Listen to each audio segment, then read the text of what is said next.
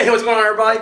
Welcome back to another episode of the Horror Movie Review with Daniel Richardson. And want to apologize for last week. I try to always film these in the day, like I am right now. And yeah, I just kept pushing it back. And next thing I knew, I was shooting it at like 2 in the morning, and I was just dead ass tired. And no excuse. It's no excuse, but it's why you got such a weird, muddled review, which I mean, my reviews are usually pretty muddled anyways, so you know. But anyways, I do apologize. We'll have a more coherent review this week, and we're gonna be doing Friday 13th Part 2. So yeah, personal favorite of mine. I guess spoiler alert for that. Just turn the whole video off now because it's like you already know what our review is gonna be. So let's get into it, shall we? They were talking about that this past week. There's gonna be yet another reboot to the Evil Dead series known as Evil Dead Now. It's going to be the director, I don't know the guy's name, but he did The Hole in the Ground, which was an okay movie. I didn't mind it. It wasn't bad. I felt like it could have been so much better, but you know, for what it wasn't bad. But Bruce Campbell's not coming back, he says, which is just like, why is he so adamant to like, it's like, I don't know. I'm not saying we have to keep doing the Ash storyline, but it's like, I'm okay with building up other characters and then having them interact with Ash. I feel like that's what I love like the most probably about Ash versus the Evil Dead series they did was I love Kelly, I love Pablo, and so them teaming up with Ash and just the interaction. And then the people that come across, you know, kind of, I guess what made those films better than most, or that series a little bit better than this films trilogy is because with the film trilogy, like in the first one, yeah, he has his friends or whatever, but it's like at that point, they're getting picked off one by one, you know. And in that one, he's not the lovable Ash that we would, you know to grow and love. By, you know, Army of Darkness, he's completely out of his element because he's back in medieval times. Two, there isn't really a whole, I mean, some people show up, I guess, but there's not a whole lot of interaction. But here, it's like we get the Bruce Campbell / Ash we all love. Just old school, goofy, you know, lovable, yet very self-assured, even though he's a bit of a fool. Like, that's the Ash we all love. And anyways, seeing him interact with a younger generation, a more PC generation, and I love that. Like, I really did just love how they just kind of clashed on a lot of things. And yet, it was just like, I don't know, it was great. And so, as I mentioned a few weeks back when I did my Evil Dead remake review, which did turn into a bit of a negative rant, I guess I'll apologize for that too while I'm apologizing for things this week. I don't know, I don't care about anybody else's characters in this universe. Now, the way they're making it sound, Sam Raimi's producing, of course, I think even Bruce Campbell's on as a producer or executive producer or something like that, they did say that they're going to try to make this a new, unique story. Meaning they're not going to retread the same bullshit they did like they did in the Evil Dead remake, which I still stand by and say it sucked. I don't care what anybody says. You guys are just drinking the Kool-Aid. That's a garbage movie. Anyway, so they're, you know, talking about how this is going to be a brand new, unique thing, but Bruce Campbell is very adamant about saying, Ash ain't coming back. And he says it'll be refreshing that once you guys know that Ash ain't coming back, that we can move on and embrace a new hero, which, once again, but like, how are they gonna make this hero? Is he gonna be very, or she gonna be very Ash-like, or are we gonna get another wisecracking Weisenheimer who's just trying to fight all these deadites and, you know, goofily beats them? Or are we gonna get a completely different character? I feel like no matter what you do, the fans aren't gonna be happy unless you bring back Bruce Campbell. And I get it, like maybe he's just tired of playing the character even though he only played it 4 times. Well, I mean, I know this series went a lot longer, but still, yeah, he did 4 times. And I ain't counting the stupid cameo he had in fucking Evil Dead remake. Fuck that movie. So anyways, yeah, Evil Dead Now is going to be the next movie coming out, director of The Hole in the Ground. So they dropped the trailer for Bill and Ted Face the Music this past week. Fucking pumped. For some reason, this feels so much different. Like, you know, comedy, especially comedy, has that horrible stigma of whenever a sequel is released years later. And the one that just comes to mind right now, which I actually love, I thought it was a really funny movie, but like Super Troopers 2 came out. It came out like, I don't know, damn near, not quite 20 years, but pretty close to 20 years after the original. Bad Santa would be another example of that. It did Bad Santa 2. Once again, not quite 20 years, but it's kind of close to that.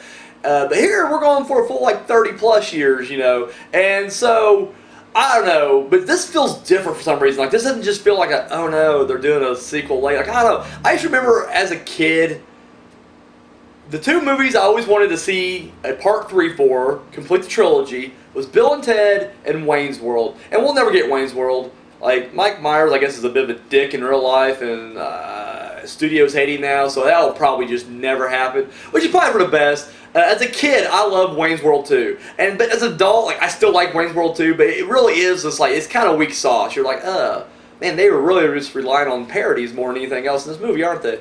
But both Bill and Ted movies are still just classic. And I don't know, I just remember always wanting part 3. And they was teasing it forever. It seemed like part 3 was always kind of like, oh, we're going to be doing it. And they just never did.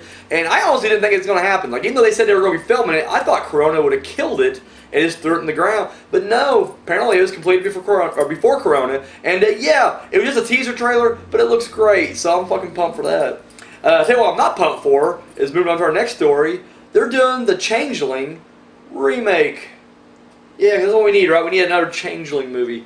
The Changeling, the original George C. Scott classic ghost movie. Let me get a drink real quick.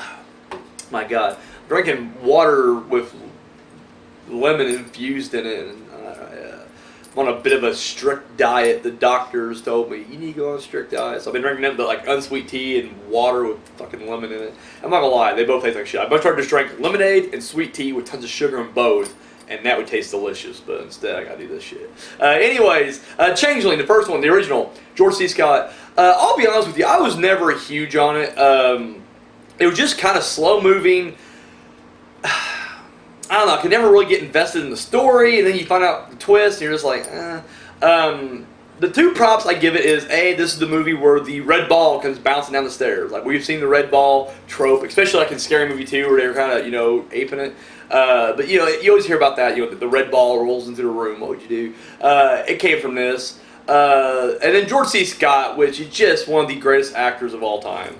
Even when he was kind of down and out, and he was kind of just taking like a lot of B or C grade movies, he was still fucking a pro, man. Like, I don't know. I watched Exorcist 3 the other night, which I love.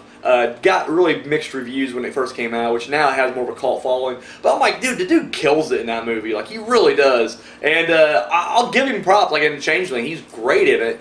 It's just like, I don't know. But it's one of those movies also where it's like, at the same time, where I'm just like, we don't really need a remake.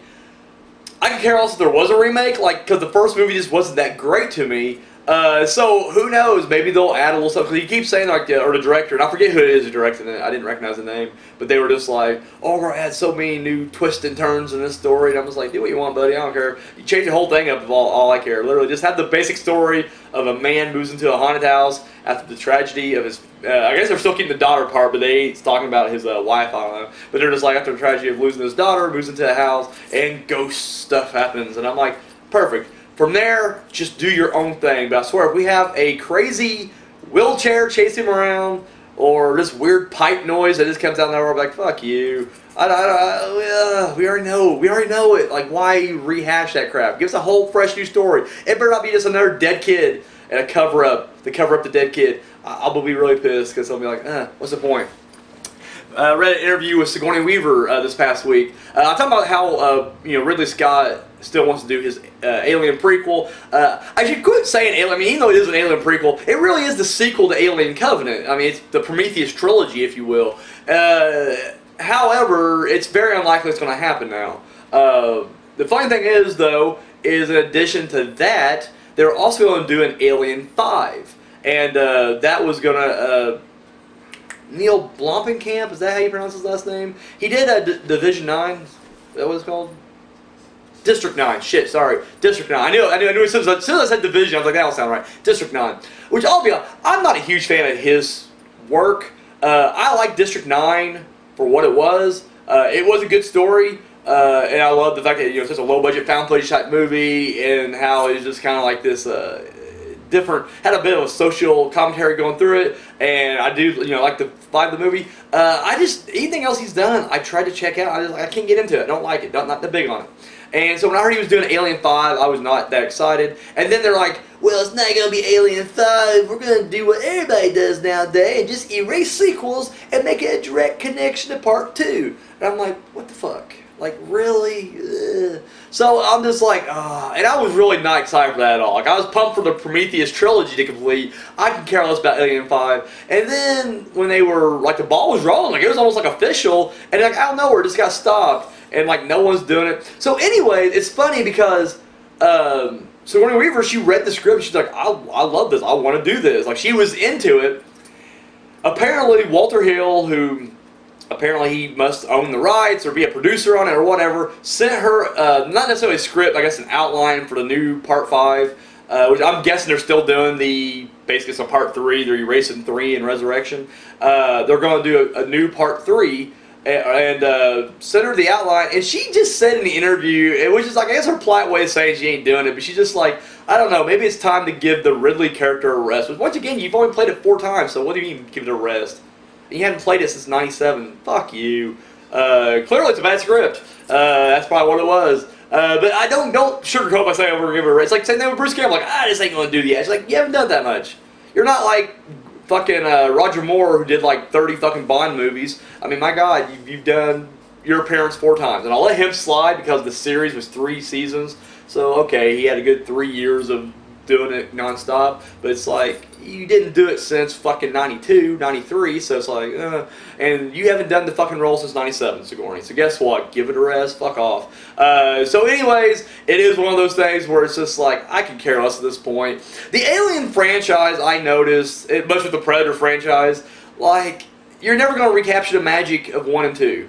I think Alien and Aliens are, I'm always a 4-star rating guy. Like, I hate when people are like 5 stars. I'm like, no, it's on a 4-star rating. But those are like 5-star movies, like 5 stars out of 4. Like, those are just brilliant fucking movies. Predator 1, fucking phenomenal. And then, as far as like Predator 2, Alien 3, and Alien Resurrection, like, I like them. They're enjoyable films. I don't consider them classics or anything. They're just kind of whatever. Alien vs. Predator I like. Same thing in that same category. Unfortunately, AVPR sucked.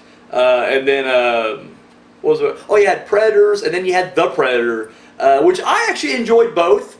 I think Predators was actually damn good. Like, did not get the respect it deserved, and just kind of got kicked to the side. And I was like, it was an original concept, it was a fresh story, and it had a great cast. Are you fucking kidding me? The Predator was a good movie, but I hear a lot of studio interference fucked it over, so it's like, it is what it is, I guess. Anyway, so, I don't know. We don't get our Alien, and like I said, Prometheus and Alien Covenant, I like both of them, but they're not hollow ground, so I would rather get Part 3 of the Prometheus trilogy as opposed to a Part 5 in the Alien franchise, but honestly, I could probably do without both. You're never going to touch those two unless you get someone really good, or you do something phenomenal that comes out of nowhere. You do something out of nowhere, who knows? But yeah, sorry, I don't see Neil Blomkamp killing this one.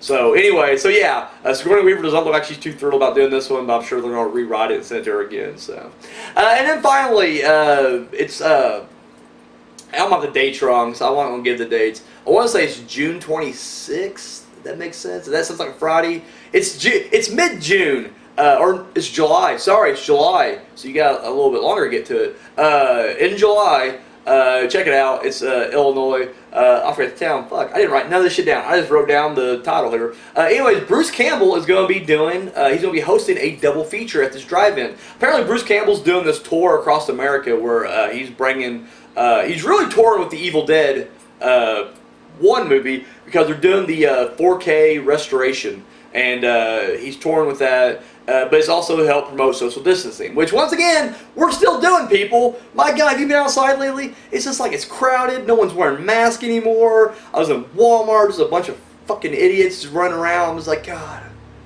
like, I really wish that this virus didn't kill old people, it just killed stupid people. It'd be so much better, it really would be. And I'm not even going to apologize for that comment. I can get some major heat for that, I don't give a fuck. Because it's just like, if I'm getting heat from it, odds are the people I'm getting heat from are the ones that probably deserve to die from the corona as well. So fuck them. Anyways, but no, it's like people are still acting like idiots out there. It's like, this thing will never go away at this rate. Like, everybody keeps fucking around. Anyway, back to what I was saying. So he's doing, it's the Evil Dead. They're doing a 2-night thing. I did not check tickets because I'm just like, I know I'm not going because in Illinois, so I didn't check it. But I probably should check it for you guys since it's a news article. I'm not a journalist, guys. Sorry, I'm not a journalist. Anyways, it's going to be in Illinois, and he's doing 2 nights. But the first night, he's showing Evil Dead 2 and Army in Darkness, and then he's going to have a big Q&A somewhere. And I'm not sure if he's doing it in between them or after or what, but there's going to be a big Q&A. Of course, the concession stands will be open, and there will be his merchandise table there, and there will be a photo op with the guy. Now, his Q&A is going to be somehow broadcast on the big screen. So I don't know if there's going to be a booth somewhere and you can subject your questions to him there, because once again they're only running it at like half capacity, the drive-ins as is. So get your tickets now. But he's going to be up on the screen where you'll be able to hear him in your car, and of course all the cars will be spaced out. But they're going to have a photo op too that's going to also promote social distancing. So you're going to get a picture of Ash, but you're going to be 6 feet apart, and you'll have the big drive-in behind you, and then you're going to have a dead eye in between you, keeping you 6 feet apart. Which sounds really cool actually, because I'm like, that's actually kind of awesome. Like, it sucks not to be able to have your picture taken with, Bruce Campbell, but you will. And at least now you can be like, here's why we're apart, because of Corona 2020. So, anyways, sounds pretty cool. Well, that's the first night. Second night, Saturday night, you're going to get the 4K version of Evil Dead. And then they're doing 2 other shows or movies behind it, because the people who are releasing the 4K version of Evil Dead is like Grindhouse something Productions, Grindhouse Pictures, I don't know. But they released 2 other old movies too. It's going to be The Beyond. Maybe God damn it. I don't remember. I Eat Your Flesh, I Eat Your Skin. Something like that. The second movie was, or the third movie in the bill was pretty bad. I remember reading it going, yeah, I didn't like that movie. But I don't remember what the fuck it was now. Anyways, it's going to be the full trilogy, or the first 2 movies in the first night, or sorry, the second 2 movies in the first night. Evil Dead 1, Beyond, and some shitty Grindhouse movie second night, photo op, concession. Oh, and then between it, they're going to show old school Grindhouse trailers. I'm like, that just sounds fucking awesome. I really wish I lived in a town that did shit like this. It's embarrassing.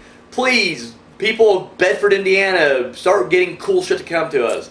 We keep trying to revitalize our town. We're constantly putting like new paint jobs, and we're revitalizing downtown, making it look more modern, but it's like, we ain't got shit going on here. Same group of fucking racist hillbillies that we've had the entire time I've lived here in my life. I would love to open this place up and make it more diverse and have more shit come down to our town, but probably never happened. So anyway, that's the news for this week. Sorry, get a little angry. I don't know. This whole, just the way the world's falling apart around us, and it's just like, I don't know. All I do is sit home and you're just reading the news and you're just seeing things that just makes you more angry, and then cool. Everybody else having cool experiences outside of your little bubble, and you're like, God damn, I hate this fucking town.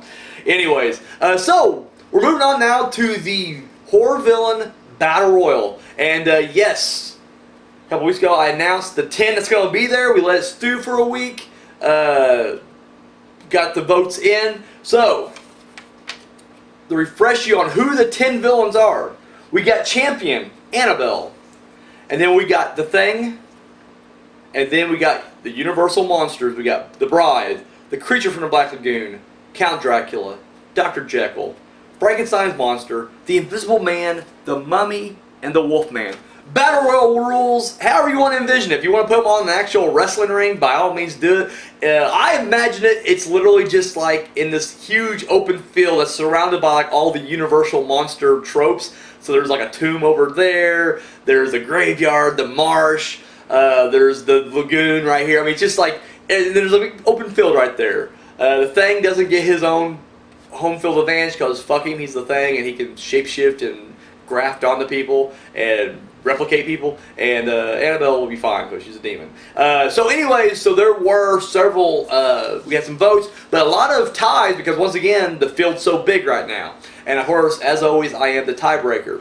So I'll just tell you right now, the bottom 4 that had the most votes to be eliminated, it came down to Annabelle, Dr. Jekyll, The Invisible Man, and The Mummy. And I gotta say, out of those 4, I want to take out Dr. Jekyll. Yes, he can turn into Mr. Hyde. Even as Mr. Hyde, guess what? He ain't doing shit. Look at this list. Annabelle, demon. Unless you're a priest in this group, you ain't getting rid of her. The Thing is a fucking alien. Now, granted, you can kill that alien, but you gotta get a hold of this. Thing ain't gonna go easily. If you've not seen The Thing or its prequel, fuck you. And we're doing the John Carpenter's Thing. We're not doing The Thing from the other world. Sorry. Even though it probably fit more with the aesthetic here, right doing it. The Bride and Frankenstein. Now, the Bride does die. She makes one appearance in the movie, but Frankenstein's like immortal. This dude's like Jason Voorhees. With the Bride, you're going to have to like burn her alive or whatever. Creature's pretty tough. They never did kill the creature, did they? They always kind of scare him away, and he always comes back, and they scare him away again. They try to integrate him into society. Dracula, he is pretty easy to kill, in all honesty. He's very tough when he's not fighting, but unless you got a stake or a crucifix or sunlight or, I don't know. I guess if the fight goes overnight and we get the sunlight, Dracula could be vanquished. Invisible Man also is human, so he was another one I was kind of on the bubble with. But the Mummy, like, you gotta have the curse. You gotta be able to read the stones. You gotta reverse the curse. You gotta somehow get the ancient spirits mad at him, and you gotta have a silver fucking bullet to take out Wolfman. So really, Invisible Man and Jekyll are the two that I'm just kind of like, I feel like Invisible Man, if he drops the head wrap in his outfit and just runs around the field naked, he's got one up on Dr. Jekyll, Mr. Hyde. Yes, Mr. Hyde will fucking rage out and start beating the fuck out of people, but guess what? I don't think he'll do it. I don't think he'll get the job done. I'm taking out. The eliminated this week is Dr. Jekyll. Jekyll has been eliminated. So there you guys go. So now, once again, we're voting for who we want to eliminate. Till we get down to the last two. Last two, then we'll just vote for the winner. But who you want to eliminate in the Battle Royal, we're down to the final 9. Annabelle, The Thing, The Bride, Creature from Black Lagoon, Count Dracula, Frankenstein's Monster, Invisible Man, The Mummy, Wolfman. 9 left. Jekyll's dead. Got murdered. Got straight up stone cold murdered. In fact, I had no one gave me stories this time. Or you don't give me a full blown story. You don't give me a blow by blow report, but at least tell me how the guy dies. I'll just say Frankenstein crushes the motherfucker. Frankenstein just like chops him, and he's just like, you think you're tough, and breaks him in half. So, all right. So now we're gonna finally get on to the review. The main event of this week. It is Friday the 13th, Part 2, going back to 1981. The story, at this point, and we're going to put ourselves kind of in the shoes, I guess, when I give the description, because, we've only had one movie at this point. It isn't the massive franchise we have now. So at this point, Pamela Voorhees is dead, Camp Crystal Lake is closed, and there's a new camp that opens up on the same lake. And guess what? People are dropping like flies. Who could be the killer? Okay, that's the perspective of when you watch the trailer from back then. We know who the killer is. Fucking Jason Voorhees comes back. I gotta say right now, this may be a bold statement. I don't care. Unpopular opinion, whatever you want to call it. This is my favorite Friday the 13th movie. It's always a toss up between this one and the first one. I don't need Jason to be the killer for it to be considered the best movie, because my number 3, it is almost my number 2, is Part 5, which Jason's not the killer. Roy's the killer. So, to me, those 3 movies are just great slasher movies. Great kills, great body counts, and it's just like, yes, they did away with the suspense of Halloween. They're like, fuck it. Let's just amp up the kills and go crazy. And that's what I love about these movies. And they're so simplistic. You start throwing all these crazy backstories and like, well, now Jason did this. No, it's just man versus people, and he's just wiping them all out. One of my favorites, it's been one of my favorites for a long time. Even as a kid, I'd always be kind of torn between 1 and 2. But as I get an adult, I'm just like, you know what, nah, it's officially 2. Like, 2 is now my favorite of the franchise. It's just so great. I'm not going to go through this thing blow by blow. You guys know this movie by now. I'll just tell you what I really love about it, and I'll tell you a little, perplexing parts of it, and then we'll get out of here. But, to me, it has some best kills. Now, if you've ever seen the movie, and I forget, I think it's Bava. He directed Bay of Blood. Brilliant fucking movie too. It's like a proto slasher, Italian horror film. You can see a lot, and I mean a lot, of this movie borrowed from Bay of Blood. Highly recommend Bay of Blood. But one of my favorite kills in this franchise is when Sandra and Jeff are upstairs fucking, and they're going at it, and like I'll tell you right now, Jeff, Iron Man, busts a nut and turns around and starts fucking again. It's like, go Jeff. Goes over as he's banging her. she looks up and there's Jason Voorhees. We got Potato Sack Jason, which is also my favorite outfit, I think. Because after, I've been watching a lot of Friday the 13th lately, and I was just like, that really is the coolest outfit. And I even liked it in the Friday the 13th remake in the very beginning when he just had like this, the sack wrap on his head. I thought that was great. So here he comes in, he's got the spear. And of course she sees it, but she doesn't warn him. And then boom, shish kebab, double penetration. Got some DP action coming from Jason here, and it's awesome. It's fucking, I mean, you see it go through, the blood trickles out, it's just incredible. It's insane. And that's the kill they used in Bay of Blood that came out, like, I don't remember the year, so please don't crucify me if I get the year wrong. I want to say it was like 74, 76, something like that. I'm going to say 74, but I could be completely off on that too. But really cool kill. And so this movie, I love that kill. Another just brutal, ruthless Jason kill is Mark in the wheelchair. And Mark's such a likable guy, because literally when you're watching it, it's like, the whole time you can tell he's down about being in the wheelchair, but he's like, I'm going to get out of this chair one of these days. I will, overcome. Dr. Zach can never walk again. I'm going to prove him wrong. And the dude's huge. Like, the dude's fucking, you can tell the dude was a jock in high school or whatever, right? And so as he's there, and then the thing is, turns out the dude's dick works on top of that, and it's like, there's a chick into him, and dude, he's getting laid that night, and you're just like, go Mark! Like, everything's going good for this poor guy in a wheelchair, right? And then Jason shows up, like, it's just so brutal. And so, while his girl's going out, getting perfumed up, spraying perfume everywhere, Mark hears a noise, or he's looking for it, he rolls out there on the front porch, and he's just like, and I forget the girl's name that he's looking for, Jessie, maybe that's not it, I don't know. But he's looking for her, and he's calling out her name, and he's just sitting there. He's not moving. He's literally just stationary, and he's just looking for her. And somehow Jason pops up from the side, got the jump on him, and machete in the fucking face.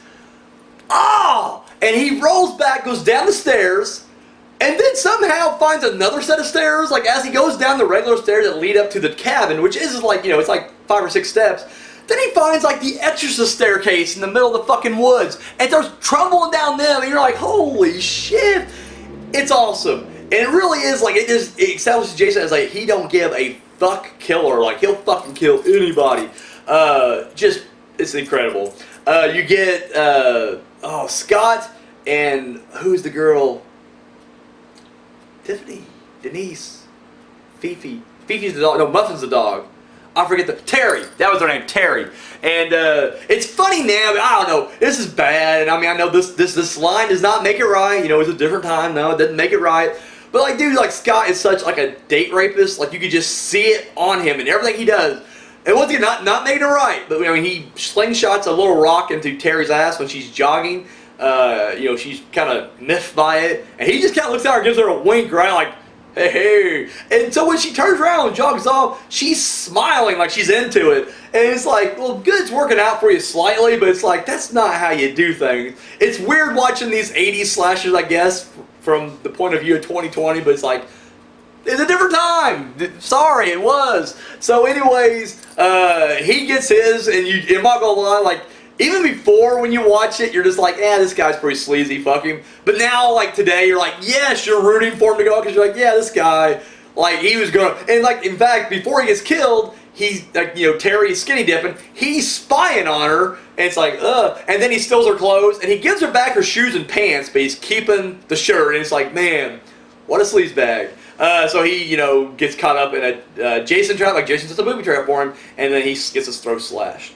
Terry dies too, though, off screen, but you gotta assume. I like to think is machete to the face. I just feel like I love machete to the face, and it just seems like an awesome way to go. So, especially in a Jason movie. So, anyways, so those are like the key kills that kind of stand out here. It has one of my favorite final girls, Jenny.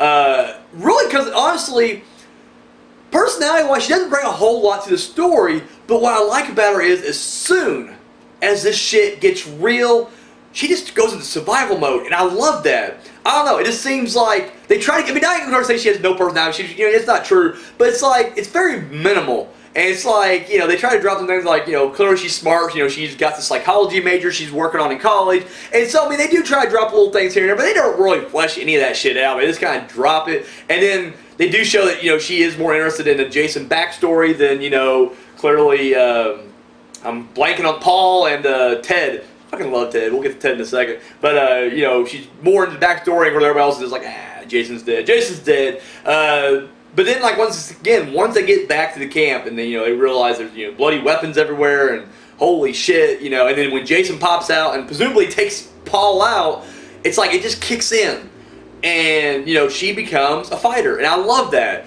Once again, it's hard to kind of rank her.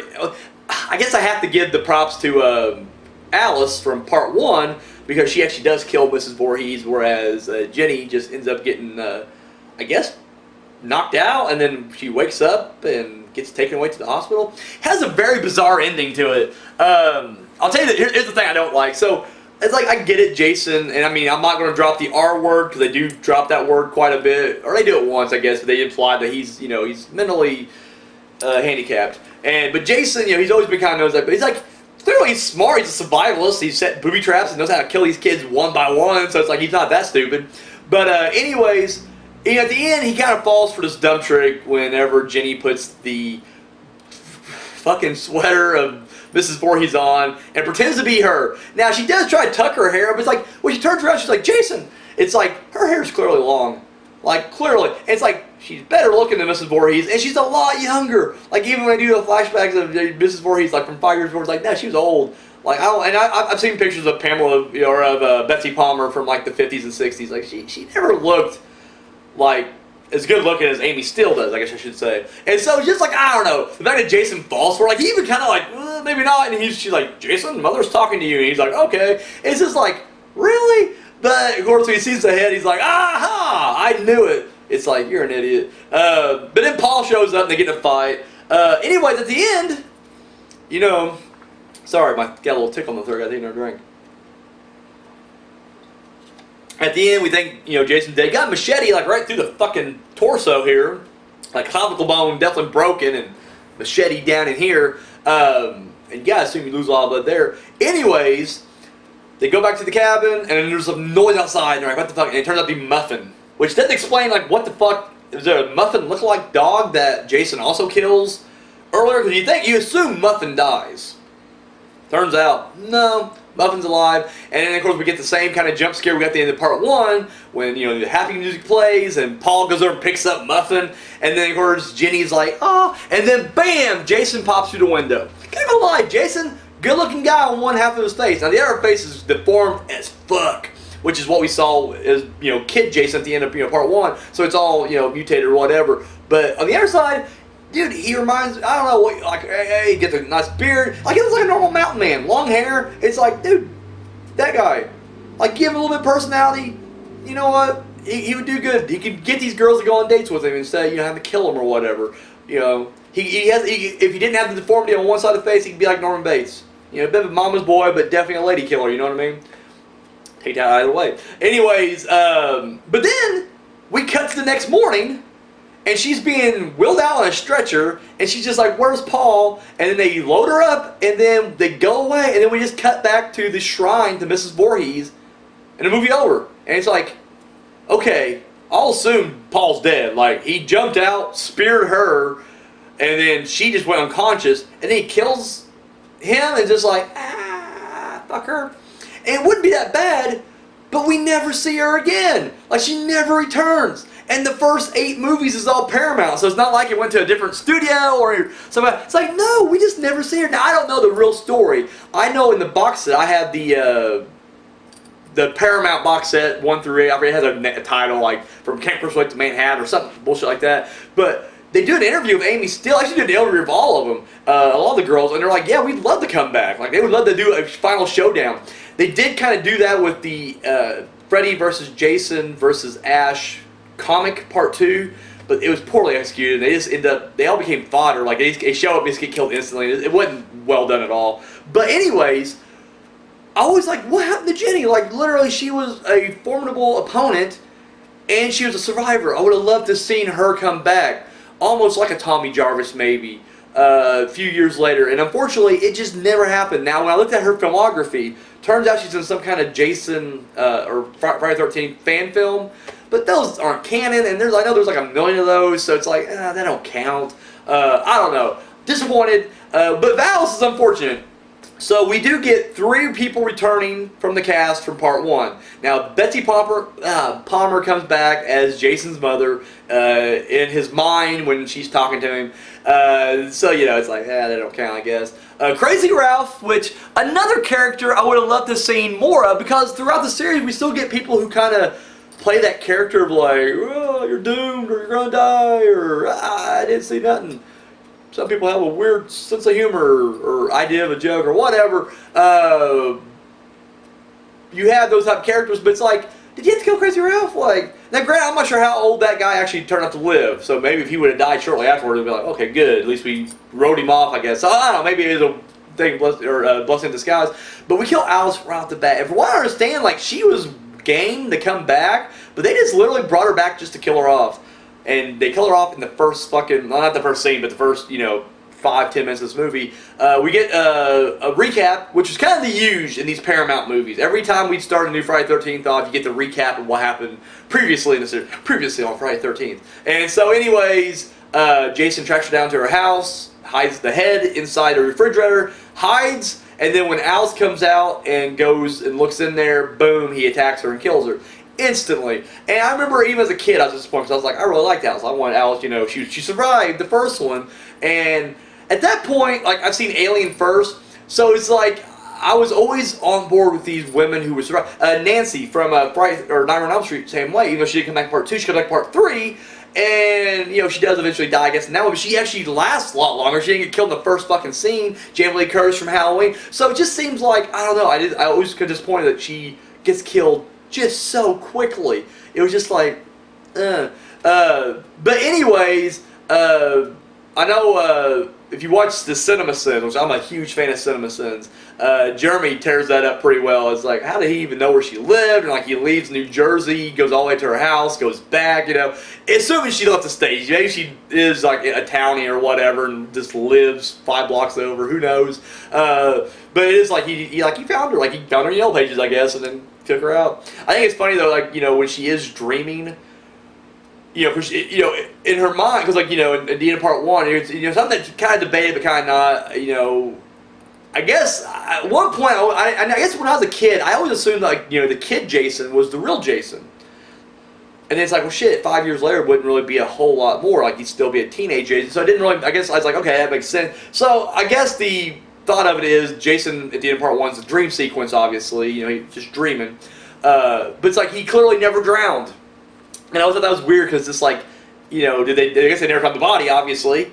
He went under, swam somewhere else, pulled himself up, and then Betsy Palmer's just like, God damn it, you killed my kid, so I'm going to set fire to this camp and kill 2 counselors next year, and then keep poisoning the water, and every year I try to open this place up, I'm going to fuck it up, and then in 80, I'm going to kill every motherfucker that opens this place up. But Jason's still alive! Like, at any point, Jason could have just been like, hey mom, I'm over here, and she'd go like, oh shit, there you are, okay, we're good, everything's good. But no, never, and the whole time, he's longing for her, he's watching, and then when she gets her head chopped off, he goes berserk and goes into kill mode. I will say, I guess the one thing that, they did better in the remake Friday the 13th is, he sees as a child, the deformed child. Once again, I don't know if it's clear that he was supposed to drown or whatever. Maybe he's just being mistreated by the counselors and then, she goes crazy.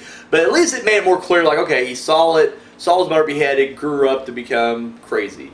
So it makes it a little more clear. Here, it's like, he was around his mother the entire time, but she apparently, and I would love to see if there would be like some kind of retcon to that, where they're just kind of like, oh no, she knew he was alive, but he suffered so much mental damage from almost drowning and being ridiculed that literally, even up until, because once again it's supposed to take place 5 years after the events of part 1, that maybe after, all this time, she was kind of sheltering him, and she's like, don't worry baby, mom will take care of it, and she's wiping him out, but then when she gets killed, then he's like, I break free or whatever. So anyways, I always thought it was funny at the end, at the beginning of this movie, she keeps having the dream. So she's dreaming, she's having a nightmare of you know, her fighting Pamela Voorhees, finding all the dead bodies. Pamela Voorhees flipping out on her, chasing her around, cat and mouse with her. She kills Pamela Voorhees. Then she wakes up the canoe. Boom! Jason pulls her underwater, which is a jump scare at the end of the movie. And so jumps out of the water. And then she dreams about her talking to the cop at the end of the movie, where he's just like, man, we didn't find no little boy. And then she's like, well, he's still out there. And then she wakes up like, oh God, that was scary. It's like, but did you jump at the end of the boy's still there? Like, I don't know. It just seemed like a weird, like, I feel like if I was in the nightmare, I would have jumped at either me fighting Pamela Voorhees, killing Pamela Voorhees, or Jason jumping out of the water. I would have jumped at, I get it, they gotta kind of, you know, have the intro. I just what's great is, like, after this, we don't have intro as a dream sequence. It literally is just like, fuck it, here's the intro to the movie, and that's what you get every time. So yes, wacky ending aside, kind of a weird, how is Jason alive again after he's supposed to drown back in the 50s? Not explained, and it doesn't matter, because guess what? Awesome movie, awesome kills, great everything. Yeah, great movie. You know, 4-star, 5-star classic, whatever you want to fucking call it. I don't know. I like using the 4-star system, but I know everybody's kind of going to that 5-star system. I like 4 stars. Joe Bob still uses 4 stars, so I'm in good company. So anyways, Friday 13 Part 2, I love it. If you have not seen it, check it out. I recommend, you know, this is more for, I guess, all my artsy friends out there who are definitely not horror fans. I recommend, you know what, check them all out. I don't give a fuck. You'll hate them. You'll hate every one of them. Check them out anyways. These are important pictures in America's cinema, and I said I'll stand by that statement. I don't give a fuck. In my book, Friday 13 Part 2 is like way better than Citizen Kane, so... so there it is. That's all I got, guys. Let me know what you guys think of the series or of this movie in the comment section down below, and comment on anything else too. Don't forget to vote for horror movie villain battle royal, and of course any of these stories I put, throw them down there. That's all I got, guys. Thank you for watching. Till next time. Oh shit! Didn't know what you're on. Sorry. Hi. Thank you for watching that video. Be sure to give us a thumbs up, share it, subscribe to our channel. All that good stuff you do right here on YouTube, go ahead and do it. Check out our other videos. Go to our playlist. We got episodes of TPS TV, Journey Through the Dark Side. We got a new show coming out, the horror movie review with Daniel Richardson. This guy. And of course, our short film, Entropy. You can find all that and more right here on YouTube. And then check out, yeah, look at that. All of our social media right there. And we don't just, you know, copy and paste like the same post and put it on all. No, that's ridiculous. 3 different platforms, 3 different posts. I mean, the behind the scenes stuff you see on Twitter will not be the same stuff you see on Instagram. So there you go right there. So be sure to give us a follow and a like on all that right there. Keep up to date. Have you seen Unspeakable Acts yet? No? Come on. Pick you up the DVD right now. Links over there. Oh yeah. It's only $7. $3 shipping and handling. And of course, if you've already seen it and you haven't seen the public domain dungeon yet, boom, $5 DVD right there. So 5 S&P as well. Or sorry, 3 S&P as well. So there you go. Do that. And if you got the spare change, you want to hit us up, you know, donate a little bit over here to TPS Productions. Our Patreon is right there. Oh yeah. So that's all we. Oh my God, sorry. I'm getting fired, ain't I? Guys, that's all we got. Thank you for watching.